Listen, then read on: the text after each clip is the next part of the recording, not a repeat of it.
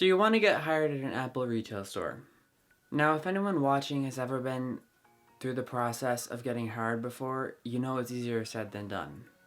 But I'm here to share with you a few tips and advice that I've learned myself going through the interview process multiple times, and then share a very cringy story that happened during my last interview that I'll share with you at the end. Altogether, over the span of 1.5 years, I've probably been on 12 different interviews at different Apple stores and different interview types. And I've learned a lot from each interview. And I also have friends who work at Apple stores who've given me advice in the past. So for anyone who's watching who wants to get hired at an Apple retail store, I thought I'd share with you the experiences of what I've learned, advice for each interview style, and useful tips that I've picked up on.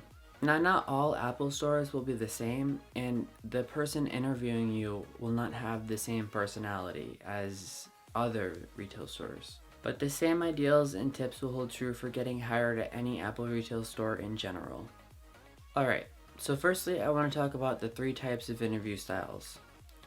Generally, if you've never been interviewed before or have any type of history as far as being hired at an Apple retail store goes in general, you will be invited to an Apple hiring event at a specific store or location that you applied for. And what I mean by location is not only these hiring events are not always in the store itself.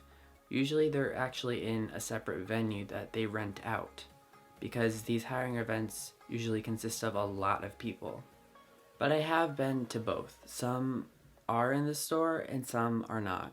Usually the Apple stores that are bigger tend to have the hiring event take place in the store without any other customers, by the way.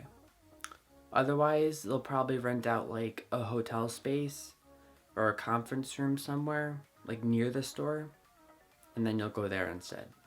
Now, to be honest, this is probably my least favorite type of interview style in general. Hands down, I don't like it. But we'll get to why.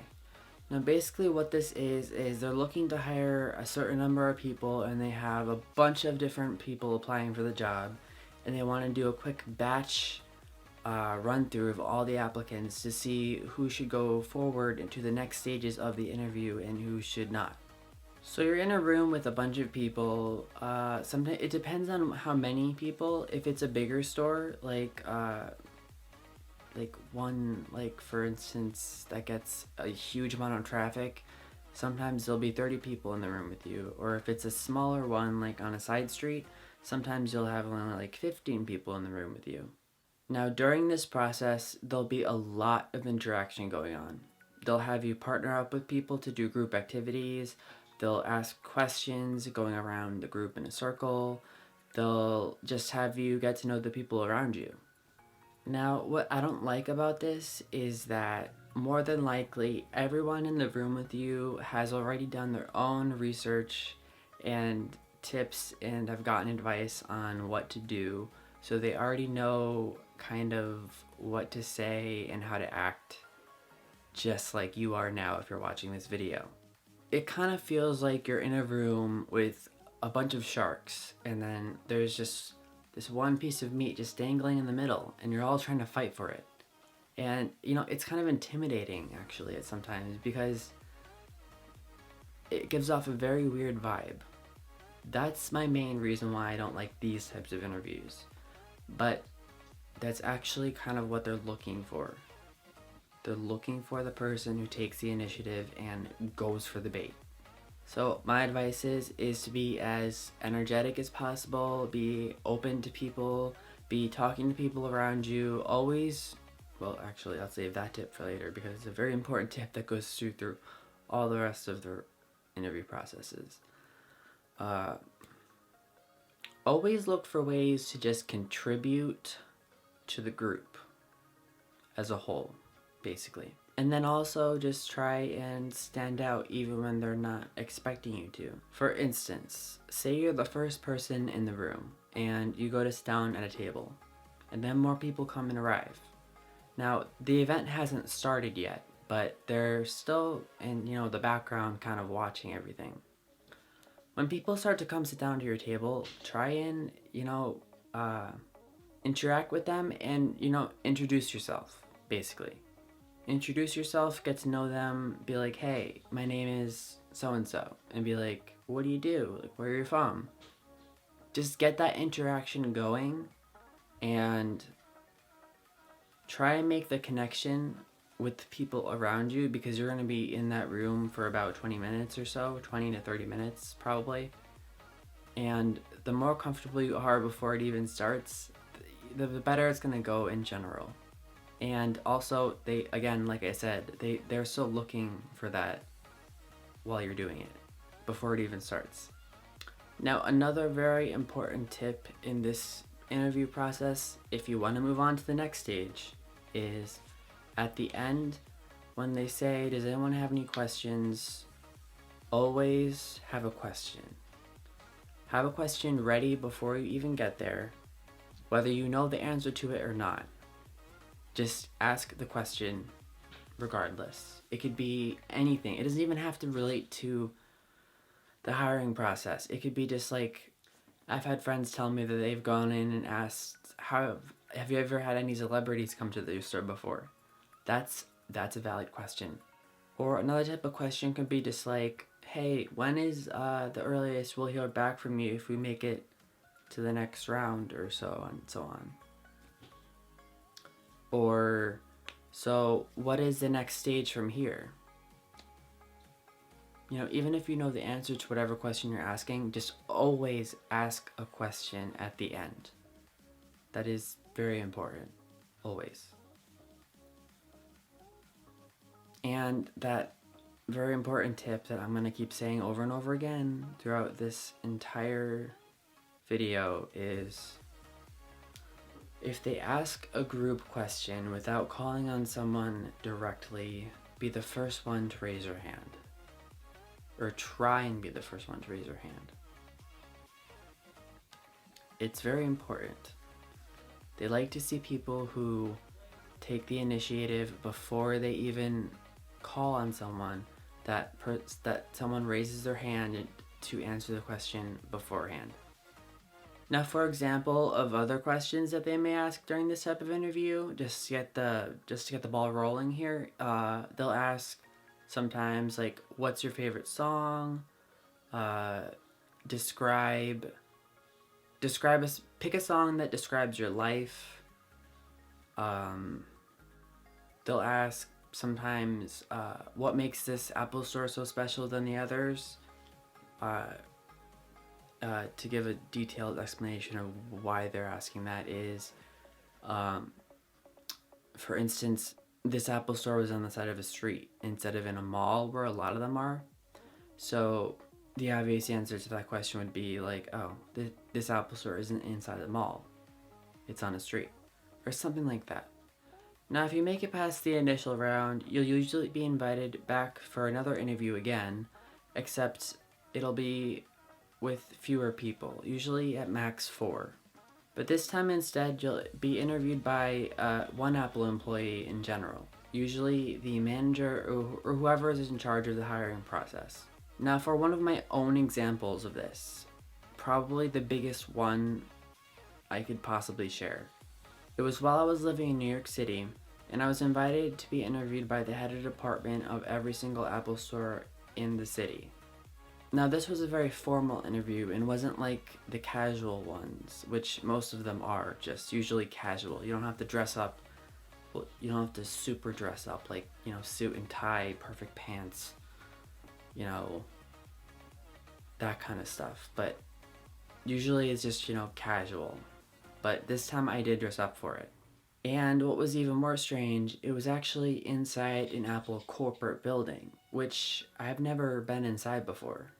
So when I walk in, I don't see any like Apple people walking around, any customers, obviously, any people on any of the Apple devices. I just see people working at their computers like a regular office. It's a completely different environment, something that you'll probably not ever really experience.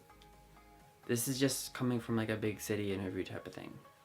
But why I'm sharing this with you is because I want to talk about diversity. Now, if you didn't already know, Apple loves diversity. It's one of the things that makes them Apple. During this interview, there were four of us. Four of us in this small conference room, and then with the head of department lady who was going to be interviewing us. Now, on a side note, I had a minor advantage going into this because I had my friends who worked at one of the Apple stores knew this person, and they gave me some background information about her in general. Not that any of this matters kind of during the interview process, but just trying to connect as much as possible with the person I'm being interviewed with was what I was kind of going for. So this lady was a lesbian and had a wife. And me being a gay man, I kind of wanted to also express myself. And, again, diversity, it's important to them. Even though I was dressed formally, I looked professional, I decided I would wear rainbow earrings to the interview, just to diversify myself. And that's fine. That's completely fine. You can do that. I encourage it.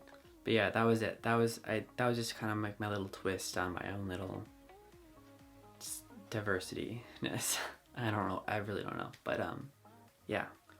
Now, of course, you don't have to go to any kind of extremes like this and do like background searches and go way far out to be different, but it's just something I thought was fitting at the time, so I did it. Okay, so getting back to the diversity. So there's four of us, including me.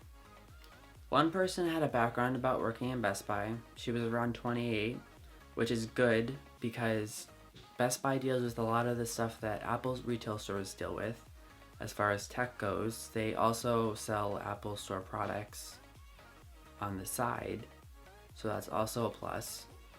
Another person was a college student like myself, but had the advantage of working with Apple's education on campus program that I don't actually know much about personally, so I can't really give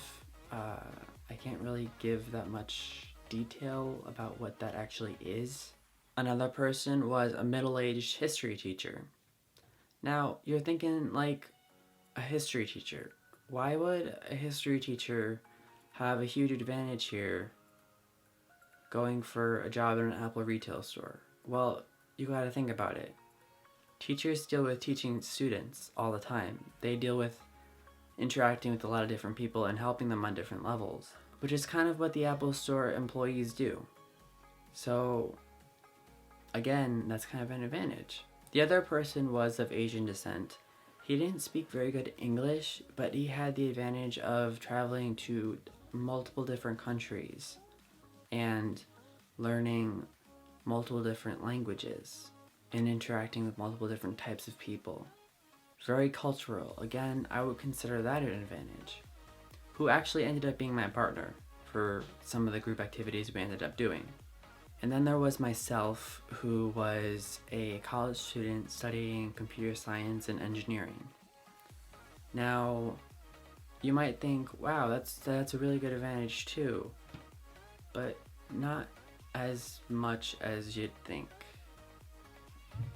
I'll get into that later. Basically, just to quickly summarize the rest of this personal experience up, we pretty much just had, we partnered up. We had to answer a few questions that were on iPads. Two iPads per group, so there were two groups. And we took turns reading off of those iPads. And then we had the chance to answer questions. And again, always raise your hand. Ask a question first before anyone else if you can. Sometimes even if you don't know the answer to the question, just sometimes even if you already know the answer to the question, just raise your hand and ask the question. And then when they're done, ask the question again. Always a good thing. Questions. Always always be engaged. Always be engaged in the group, in the conversation, as much as possible. But as you can see from that little example I gave you, from that personal example I gave you, there was a huge amount of diversity going on there. Now, that's kind of a bit of extreme example. You're not really going to be dealing with anything like that as much as I was in that situation. You're not really ever going to be going to a corporate building like that. You're not going to be interviewed by the head of department of every Apple store in the little region or whatever. But I just wanted to give you an example of diversity. So now I actually want to talk about what I said before earlier about having a computer science and engineering background as being almost a disadvantage. So normally if you're going for this second step interview, you'll just be going to a regular Apple store, actually during business hours.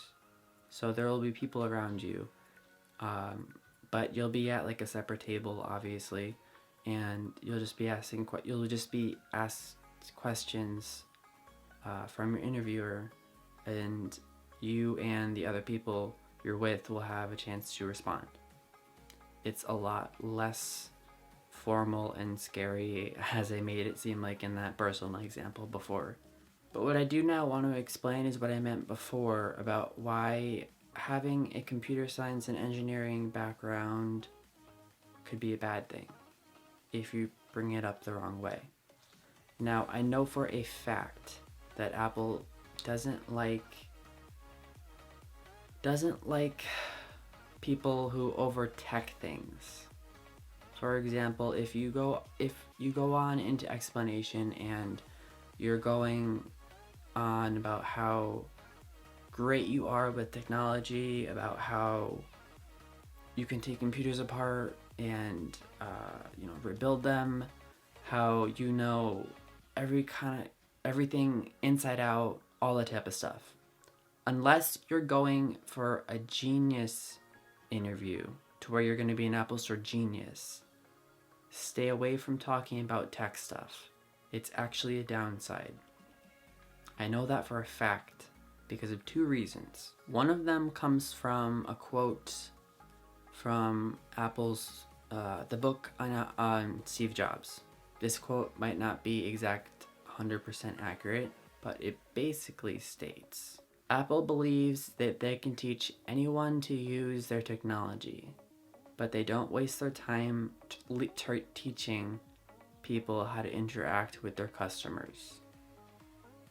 So they don't really care that much about your technical background. Of course they care about if you're interested in Apple products and about how much you know about Apple products, but you don't want to over tech things when you're answering questions in an interview. Try and stay away from that. And the second reason why I know that is because that was actually one of my reasons why I failed one of my interviews in the second stage interview process. And this is going to come from a tip, actually, another tip.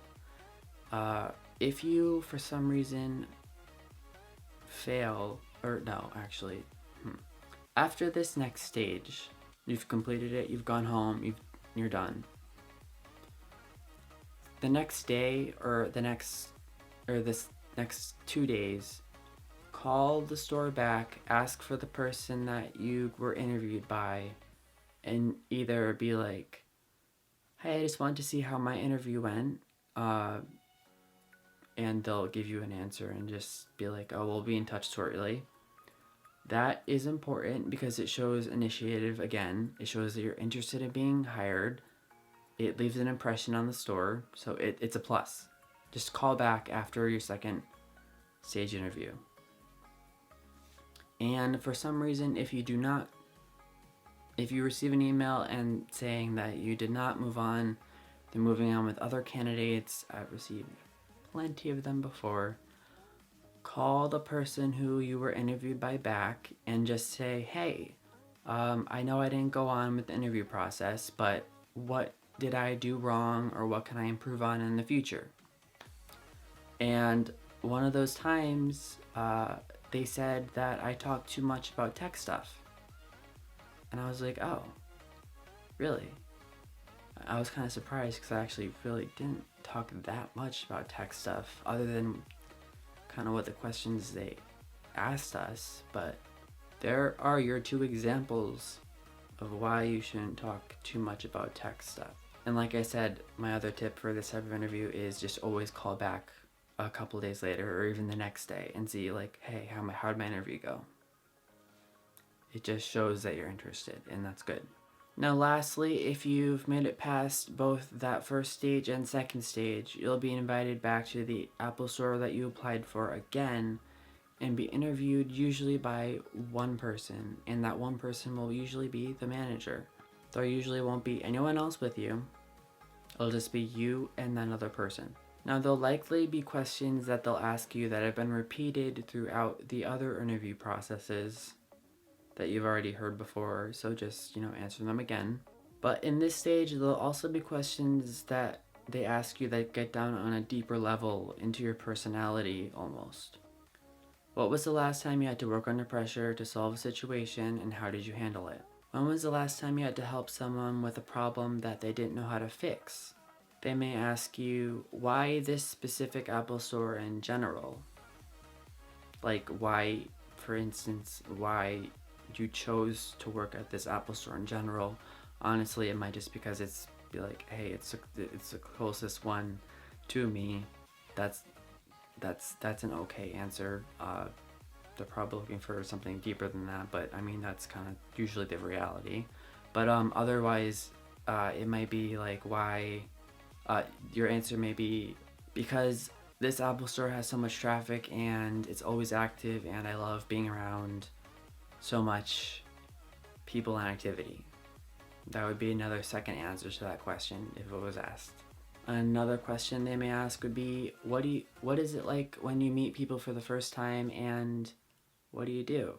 Now, like, as you can see, they're getting deeper into these questions. They're really trying to figure out your personality and figure out what you're like, and trying to see if you'd be good for the role as an Apple Store employee.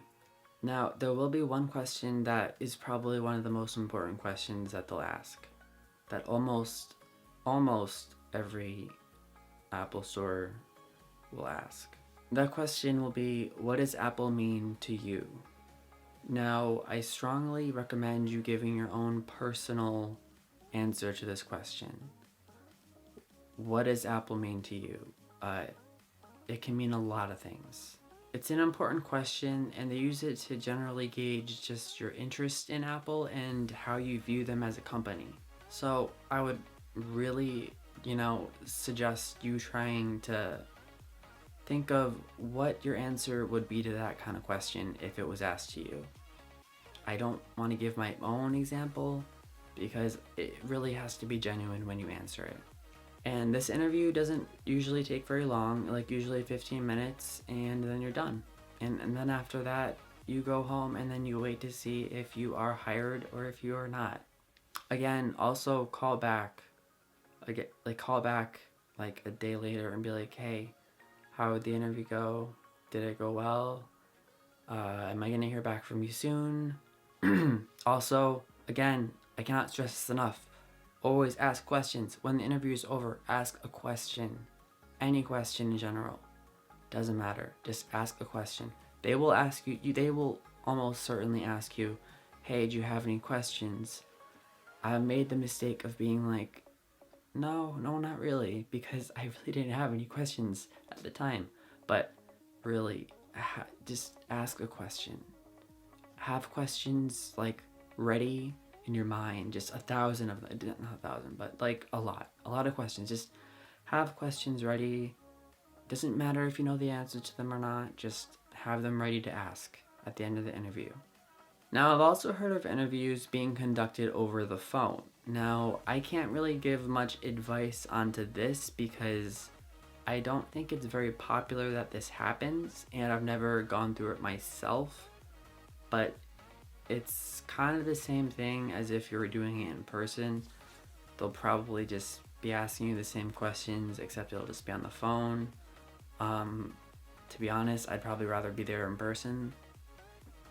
But that's another thing to keep in mind. They might ask you for a phone interview, but it's very unlikely that that'll happen. Alright, and now is the time where I tell you my story my cringy story that left me scarred for life. It happened during one of the first stage interviewing processes where we were all in a big room of people, and we got off the interview being asked questions. Now, the question they asked first was, pick a song that describes your life. Now, if you're like me, if someone asked me what my favorite song was, I could not give them a good answer like that. I mean, some people can, but most people can't give an answer to that question very quickly, because I have a lot of favorite songs. And to ask a question, pick a song that describes your life and then answer it like that, I gotta be like, I really had to think about that. I was like, shoot, I have no idea. But someone, of course, did, because they did their research. Like I said before, they did their research and they picked a really cliche answer of Eye of the Tiger. That was their answer to the question. And everyone was just like, oh, it's a great blah, blah, blah. Awesome song to pick. It was an awesome song to choose, but seriously, it's very cliche. But that person happened to be the person who was right next to me. And from there on, they just went around in a circle. So I was next. And I had to give my answer for a song that describes my life. And this happened between 5 seconds. Him answering and then going to me. And I was just like, I'm not ready yet, but I gotta give an answer. I can't just be pass. Obviously, I know better than just be I don't know, sorry, pass. I had to give an answer. So I gave the answer to my favorite song at the time, which was Talking Body by Tove Lo. Instantly after I said it, I regretted it, and I was just like, oh my god, why did I say that? Do you know the lyrics to that song? That song is just all about sex and drugs and oh my god, it's oh my god, if you were to seriously pick that as the song to describe your life during an interview, what interviewing manager would choose you as a good candidate? Oh my god, it was just so embarrassing. It was literally, I was just in shock afterwards after it happened. The whole room was quiet, and then after 5 seconds, an Apple employee was just like, oh, I love that song. I was like, yeah, it's a good song. It's a good song. But yeah, since then it's been hard to listen to that song without remembering that moment in time in my life that really was embarrassing. But yeah. So my advice, if they ever ask you that question, pick a song in advance that describes your life that doesn't make you sound like a prostitute or a whore or something, please. Don't make my mistake. So thank you guys so much for watching. I hope you found this video to be useful to you if you're going to be hired in an Apple store or if you have an interview coming up. I hope you learned something from what I've said in this video, and if anything, give it a thumbs up. If you did, that would be really appreciated. And like I said before, learn from my mistake about that question that ruined a lot of potential there. And if you need to, go back and replay the video if you want to review some of the tips that I gave during them, just to help you out and prepare. Like I said before, I have a lot of experience with these type of interviews in general. If you have any other further questions, by all means, just comment below and I'll answer them. I probably didn't cover everything that I could have covered, because it would have been a 20-minute video if this already isn't 20 minutes. So yeah, if you have any questions about an Apple Store interviewing process or what you should do or something I didn't cover in this video, just comment below and I'll answer your questions, definitely. Alright, so thank you guys so much for watching. I'll see you later. Bye.